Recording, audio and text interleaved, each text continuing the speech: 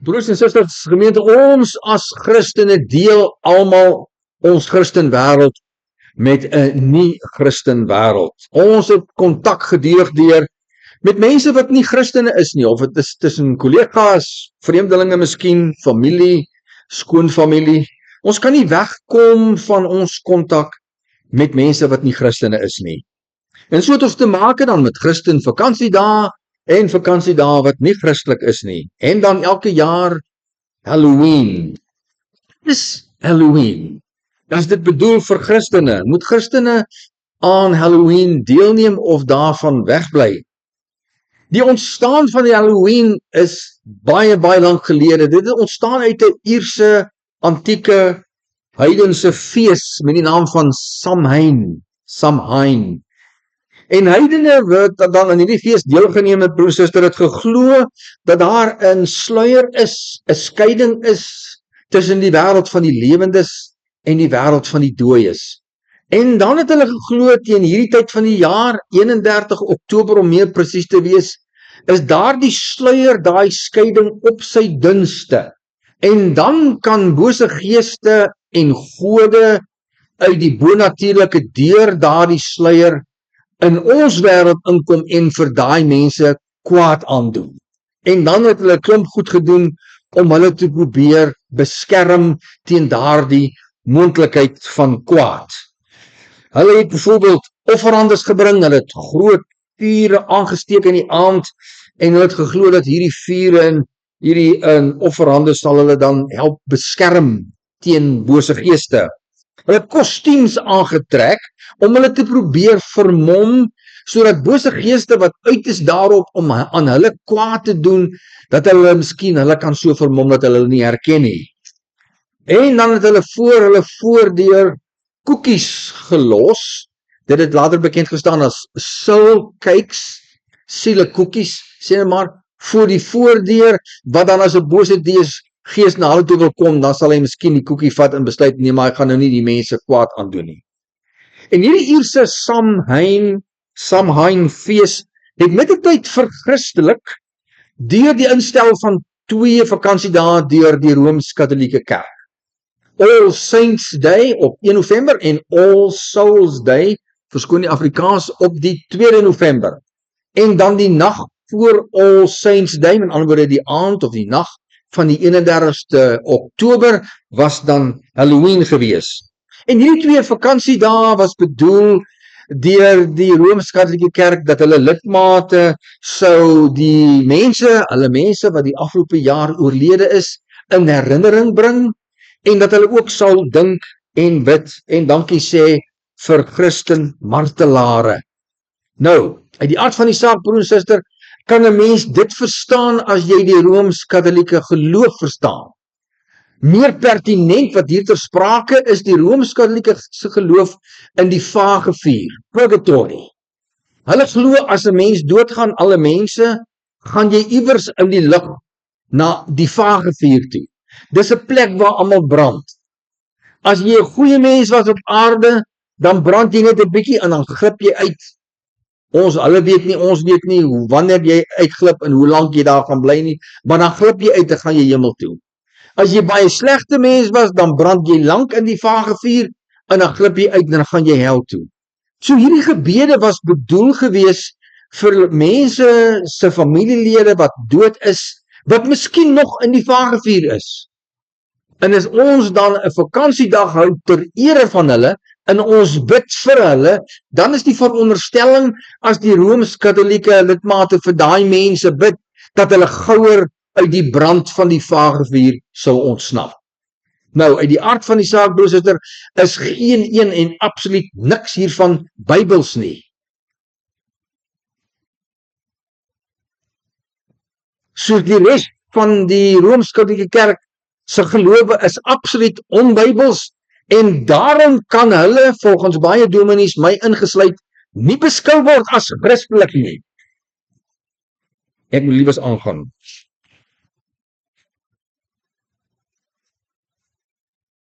Nou, daar's 'n paar aktiwiteite wat plaasvind tydens Halloween. Die eerste een van hulle is die trick and treating. Met ander woorde, groepe mense, meestal kinders, gaan van huis tot huis. En dan in die verlede het hulle by elke huis gaan kyk of daar nie sielekoekies is nie. 'n Sielekoekie was 'n ronde tipe van, gelyk soos 'n skons amper soos 'n hot cross bun amper, en dit het 'n kruis opgehad soos die hot cross buns, en dit bestaan uit deeg en soetspisserye.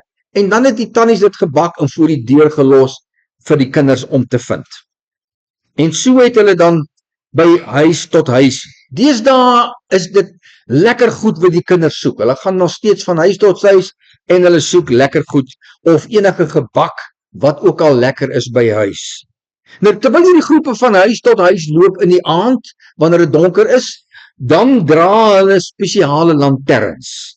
Hierdie lanterns is later gemaak uit pampoene uit. 'n Pampoen is hol gemaak binne, die pampoen is skoongemaak binne, en dan binne in die pampoen is daar 'n kers of kersse gesit. En aan die kant van die pampoen is daar een of ander beeld uitgesny, een of ander prentjie of persoon. Dit kan wees onder een van twee kategorieë, of 'n prentjie wat mense nou veronderstel is om bang te maak, of 'n prentjie wat in die kant van die pampoen uitgesny is, wat vir mense dan sou snaaks wees. En dan het hierdie mense met hierdie lanterns geloop. En hierdie lanterns oorspronklik het dit verteenwoordig die siele van die afgestorwenes. Dit het laat dink aan die mense wat dood is. Vandag word daar geglo dat hierdie lanterns bose geeste verdryf. En daarom sien mens dan hierdie lanterns en hierdie pampoenlanterns voor Halloween by party huise, sommer 'n klomp van hulle voorhuise in hulle tuin, in hulle voortuin, sien jy hierdie pampoene. Dis nou veronderstel, glo hulle, dat dit dan die bose geeste sal verdryf. Uit die aard van die saak, broer en suster, is dit absoluut anti-christelik. Die Bybel leer vir ons as Christene dat Jesus se bloed, sy offer aan die kruis, beskerm elke Christen teen al wat kan gebeur. Met ander woorde, as jy die Here se kind is of word, wanneer jy lidmaat word, dan kom jy onder die Here se absolute beskerming dag en nag. Christene is nooit bekommerd oor bose geeste nie. Christene is nooit bekommerd oor ding wat maar kan gebeur nie, want ons is onder die beheer van die Here se almag. Nog 'n aktiwiteit wat hedendaagse Halloween feesvieringe karakteriseer is die dra van kostuums en kostuumspartytjie. Nou in die verlede het dit tradisioneel het hierdie kostuums gelyk na of 'n vampier of 'n spook of 'n mensegeraamte of 'n heks of 'n voëlverskrikker. Deesdae is daar ook baie nuwe kostuums wat meer lyk soos karakters in bekende films, soos byvoorbeeld prinsesse en prinse. En dan nog 'n aktiwiteit wat gebeur in Halloween nagaand is speletjies. Die mense speel speletjies, maar belangrik om te let, hierdie speletjies is in die verlede, was dit wat mense gebruik het om waarsêry te kry. Amper dit is waarsêry rituele.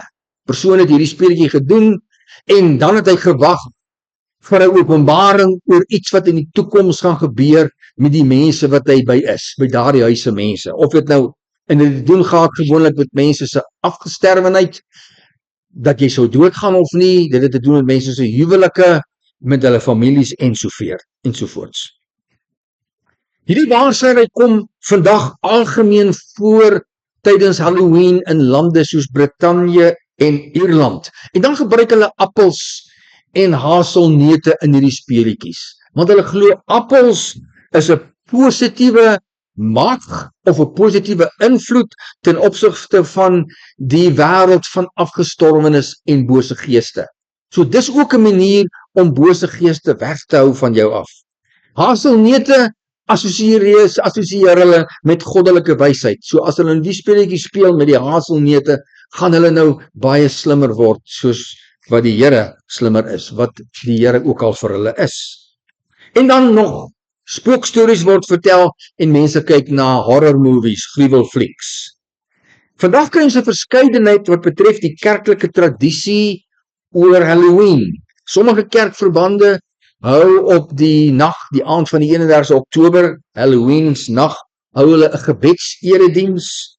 Ander kerkverbande vier op Halloweensdag, Hervormingsdag.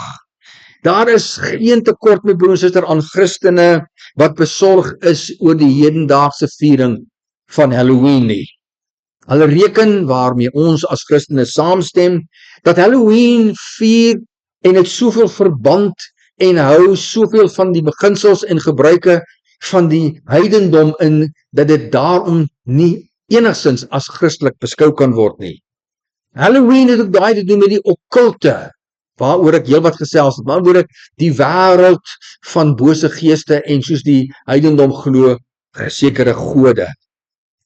Christene wys Halloween af omrede die fees van die dooies koneksie wat Halloween het. Ek gaan kortliks stilstaan by 3 skrifgedeeltes. Deuteronomium 10:18 vers 10 tot 12. Daar mag nooit, baie belangrike woorde, my broer en suster, daar's baie mense wat doen wat hulle wil, omdat hulle sê in die Ou Testament kon mense dit doen. En dan hou mense nie in gedagte dat 'n gedeelte van die Ou Testament in terme van wat die Here vir Israeliete gesê het om te doen, verval het, en ander gedeelte van die Ou Testament nie verval het en nog steeds van toepassing is. Die bekendste voorbeeld wat ek kan gee is wat betref homoseksualiteit. Daar is geen tekort aan NG dominees wat sal preek van die kansel af dat ons vandag in ons samelewing heeltemal 'n ander tyd, 'n ander kultuur, 'n ander wêreld is as daardie mense wêreld, en daarom is dit nie op ons van toepassing om te sê homoseksualiteit is nie sonde nie. Terwyl Romeine 1 dit baie duidelik vir ons uitspel, die Here beskou dit nog steeds as verkeerd. Die punt wat ek hier wil maak, broer en suster, as die Here sê iets is verkeerd in die Ou Testament, hy verander nie, sê die Bybel. Hy verander nie van opinie nie. Hy hou nie op die een oomblik van dit, ander hou hy van dat. Dis iets is vir die Here nie een oomblik verkeerd en 100 jaar later is dit nou reg nie. Daarom as ons sê jy mag nie in die Ou Testament, dan mag jy ook nie in die Nuwe Testament nie, en dan mag jy nooit as 'n Christen nie. Baie belangrik. Daar mag nooit by jou iemand wees wat sy seun of dogter in die vuur offer nie, of wat voorspellings maak. Dis deel van Halloween. Voortekens lees, deel van Halloween. Waar sê hy beoefen, deel van Halloween. Of 'n towenaar is nie. Wat towerspreuke gebruik, hulle speletjies. Waar sê of voorvadergeeste oproep, of dooies raadpleeg nie. Want elkeen wat hierdie dinge doen is vir die Here afstootlik. Baie ernstige verwerping, afstootlik. Dis nie net verkeerd nie, dis 'n baie erger graad van verkeerd, is afstootlik. En dis oor hierdie afstootlike dinge dat die Here jou God hulle voor jou verdryf. Die konteks van Deuteronomium, die laaste maand van Israel se 40 jaar in die woestyn, hulle is op die punt om oor die Jordaanrivier te trek, die beloofde land Kanaan wat ons vandag ken as Israel binne. En hier sê hierdie verse vir ons, hierdie dinge het daardie volke in Kanaan gedoen, en daarom het die Here Israel gebruik om hulle uit die land te verdryf en te verwoes. 1 Tessalonisense 5 vers 22. Ekskuus tog, net 'n paar opmerking oor Deuteronomium.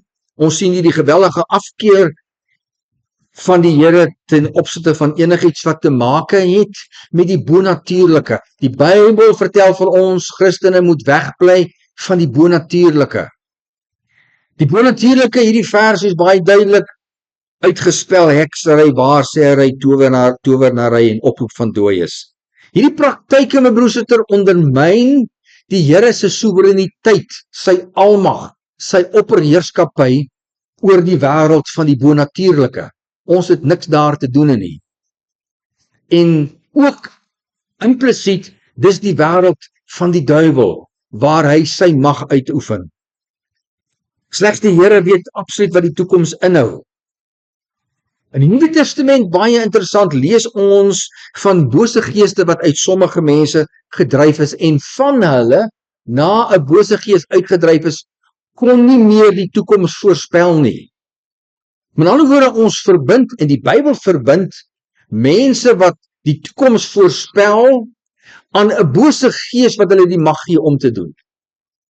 So as 'n lidmaat na my toe kom, of na 'n dominee toe kom en sê, dominee, ek het 'n gesins of 'n familielid of 'n kollega wat die toekoms voorspel, wat kan ek doen? Dan sal ek vir daai persoon sê, bring daai persoon na my toe, as hy of sy bereid is om dit te laat vaar, dat ons daai duiwel kan uitdryf, wat vir daai persoon die mag gee om te kan voorspel. Met ander woorde, Halloween is in 'n groot mate geskakel aan die mag van die bose, want hulle doen die werke van die bose. Nog 'n rede hoekom ons daarvan moet wegbly. In die Handelingeboek, Handelinge 19 vers 19, lees ons juis hoe bekeerde heidene na die disippels toe gekom het met al hulle towenary boeke en goedere wat hulle gebruik het, en dit voor die disippels verbrand het. Omdat die Heilige Gees hulle oortuig het, dis dinge waarmee ons nie meer te doen het nie, dit is deel van die heidendom en nie van Christene se lewe nie. As Christene kan ons nie assosieer met enigiets van die bose soos ons vind in Halloween nie. 1 Tessalonisense 5 vers 22, vermy elke vorm van boosheid. Ons moet wegbly van die bonatuurlike, my broer en suster. Vandag se jeug, het ek al 'n hele paar keer mee te doen gekry, sukkel hiermee. Daar's baie van hulle wat so geïnteresseerd is hierin, dat hulle sukkel om daarvan weg te bly. En wanneer hulle meer en meer betrokke raak daarbey, dan kom hierdie kinders, hierdie jong mense na my toe, en hulle getuig van probleme in hulle lewe. Hulle slaap sleg, hulle is bang, hulle kry drome of nagmerries van bose magte, wat hulle lewe impak. Die bottom line is, die bose is 'n werklikheid, my broer en suster, en die mag van die bose is 'n werklikheid.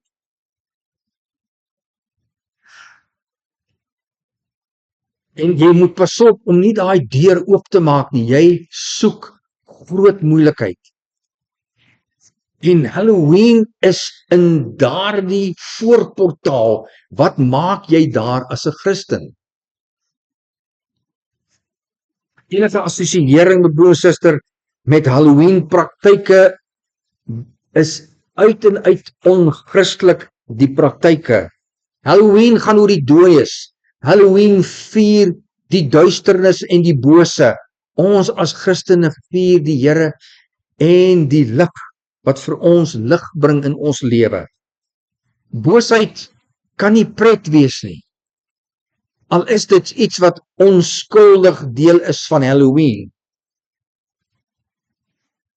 Dit bring mense deur die beoefening van Halloween, bring dit nader en te naby aan die domein, die wêreld van bose geeste en die bonatuurlike, waarvan ons moet wegbly, waar die Satan vir 'n mens wag. Amen. Hemelse Vader, baie dankie dat U vir ons deur U woord altyd 'n antwoord het vir wat ook al in ons lewens gebeur. Dat U vir ons voorberei, dat U vir ons waarsku, dat U vir ons in staat stel om weg te bly van dit wat vir ons op die ou end gaan benadeel. Dit wat vir ons al hoe meer kan intrek in die wêreld van die bose, waar die duiwel dan oorhang en mag en beheer oor ons lewens kan kry. Help vir ons om vas te staan, dit te vermy en vir ander te vertel, waaroor gaan dit werklik. Ons sê vir U dankie in Jesus se naam. Amen.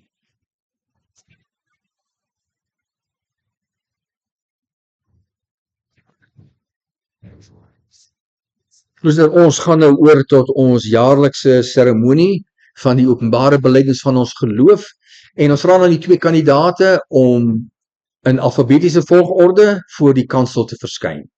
Sharney Hannekom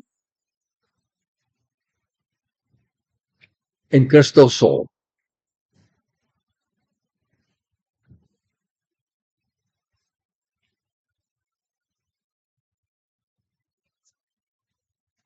Sharney, Christel, broers en suster, die openbare belydenis van geloof is ingestel om aan ons nuwe belydende lidmate die geleentheid te gee om hier in die openbaar voor die gemeente persoonlik rekenskap te gee van hulle verhouding voor God.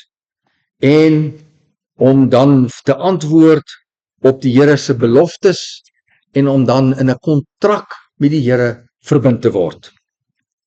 Om blydenis van geloof af te lê, beteken dat julle vanoggend met die mond bely wat julle ook alreeds in julle harte glo, naamlik dat Jesus die Here is. Jesus is die Here, hy is ons hoof, hy is ons eienaar. Dit is 'n belofte wat julle gaan maak om alleen op hom te vertrou, om te lewe volgens sy woord, om getrou deel te neem aan die erediens en aan alle aktiwiteite van sy kerk, en om vas te hou, te volhard in die gebed, en om die Here op alle terreine van jou lewe deur woord en daad in te verwelkom en so te verheerlik. Voorts beteken die openbare belydenis van geloof dat jy verklaar dat dit jou opregte voorneme is om in hierdie belydenis te volhard vir die res van julle lewe en steeds daarin te groei en sterker daarin te word. Daarom versoek ek julle dan en ook die kerkbestuur en gemeente om voor die Here op die volgende vraag opreg te antwoord. Glo jy dat die leer soos in die Ou en Nuwe Testament en ook in die belydenisskrifte van ons kerk vervat is en in die gemeente hier geleer word, dat dit die ware en volkome leer van die verlossing is? Beloof jy om as lidmaat van die gemeente van Jesus deur sy genade in die belydenis, die verklaring van die leer tot die einde van jou lewe te volhard en alle leringe wat daarvan afwyk te verwerp? Derdens, bely jy dat die Here Jesus Christus jou persoonlike verlosser is, dat jy hom liefhet? Beloof jy om te dien, sy naam getrou te bely voor die mense, te praat oor hom voor mense en om aktief aan die werksaamhede van die kerk waar jy ook al weer gaan wees deel te neem?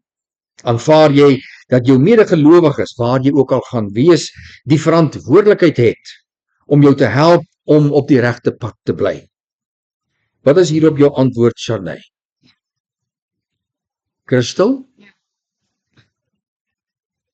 Gemeente broer en suster, Sharney en Christel op grond van die genadeverbond, soos verseël deur die doop en kragtens die belydenis, die verklaring wat julle sopas afgelê het, word dan hiermee verklaar dat julle belydende lidmate is van die Nederduitse gemeente, Nederduits Gereformeerde Gemeente van Lime Acres. In die goeie wedloop van die geloof, dis 'n wedloop. Kan nie wegkom daarvan nie, dis 'n wedloop. Die hele lewe is 'n wedloop. Die hele lewe moet jy beklei om aan die ander kant uit te kom, by jou werk uit te kom, kinders uit te kom, man uit te kom, geluk uit te kom, sukses uit te kom, die hemel uit te kom. In hierdie wedloop moet jy al jou kragte inspann om die ewige lewe as prys te behaal. Dis waar alles gaan. As jy aan die ander kant aankom, kan jy nie sê, sorry, kan ek weer probeer, geef vir my nog 'n kans, ek wou, dis dan te laat. Daartoe die Here julle geroep en het julle nou die goeie belydenis hier voor die gemeente afgelê.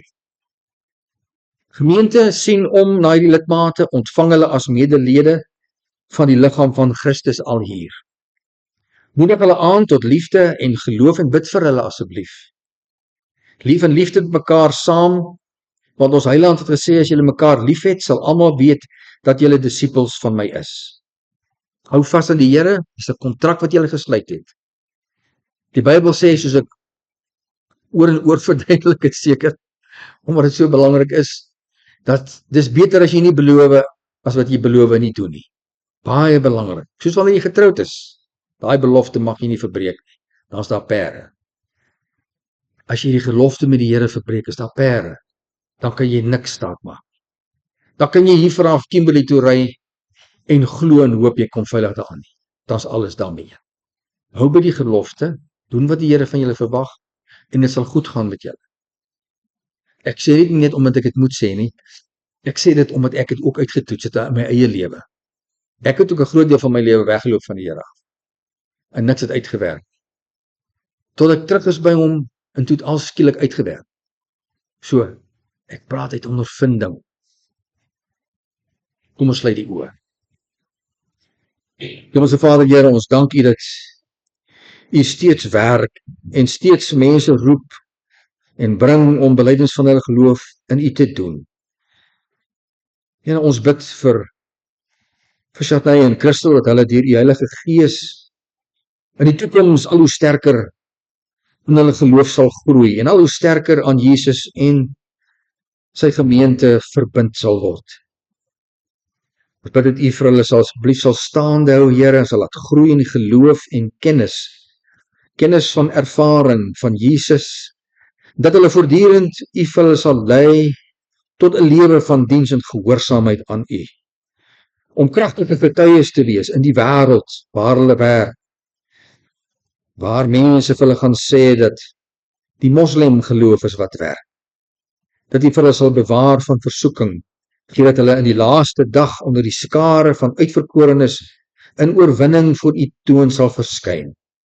Ons vra dit alles in die naam van ons Here Jesus Christus. Amen.